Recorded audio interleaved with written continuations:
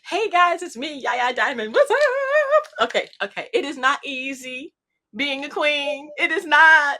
And my next guest knows about that. But not only that, she is an author. And you know what? Guys, you know what I'm talking about. But she is that kind of author that if you don't have her, then we're all dumb. Mom is the missing link, is the book. The power is within you. And I want to welcome my guest to the show. Dr. Alison Parker is here. Welcome. Hello. Hey. So, okay. I have to say this, a lot of people don't understand that books are so underrated now. Everybody's going to YouTube, they're watching videos, they're watching these movies. But when you were young, when I was young, books was like my escape, my adventure. And also books are the one thing that we, use when we're in kindergarten to learn our ABCs, our one, two, threes and things. This is very, very important. But not only that, moms. So I homeschool my kids. Wow. Okay. Uh, no, they weren't going to school. They weren't going to go to school. Oh, But this is at the time when I had started having my children back when knives were being introduced to school. mm, And I said, yeah, I can see this going in a bad direction. So I'm just going okay. to pull my kid out. You know what I mean? Yeah. But books are so amazing. And your book, I think that's just the title alone just touches me. Mom is the missing link. The power is within you. There's not a lot of credit that goes to moms. Tell me why did you write this book in the first place? I wrote this book for two reasons. Reason number one is because mom is powerful. And despite all her challenges with dealing with trying to maintain and juggle work and home and child rearing, she can never forget her power. So I wanted to write this book to remind moms about how powerful they are. As a mom, I taught my own daughter to read.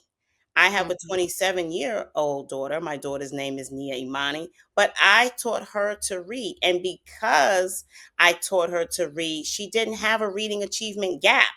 So, Mhm. my number one mission, because I'm a teacher, because I'm a literacy coach, because I have my own private practice, tutoring children with dyslexia and coaching mom on how to help their children at home who have this learning-based learning disability. I know the power is within mom because mom partners with me in my private practice to help Mhm. close the reading achievement gap.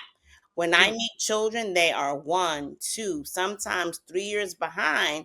And Mhm. not all of my clients are as receptive as others, but many of them have gone on board with me on this literacy journey to close the reading achievement gap.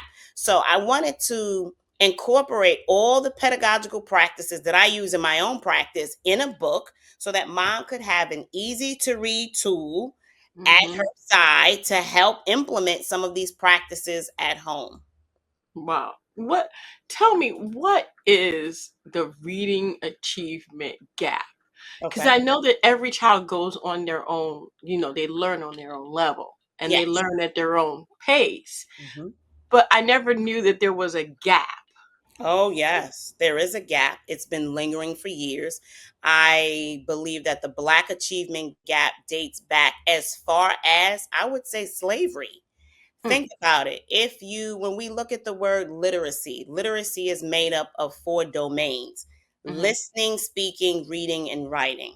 mhm. Okay. So if you take away a people's native language, Right. you take away their ability to speak and communicate in their native language, and then they have to sort of figure out this new language, okay, called English.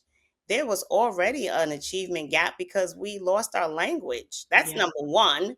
Number two, with learning English, um, if you are struggling in language and listening and speaking, you probably will also struggle with reading and writing. So, an Mm, achievement gap is a disparity, which is a difference in the data. Children's data get compared.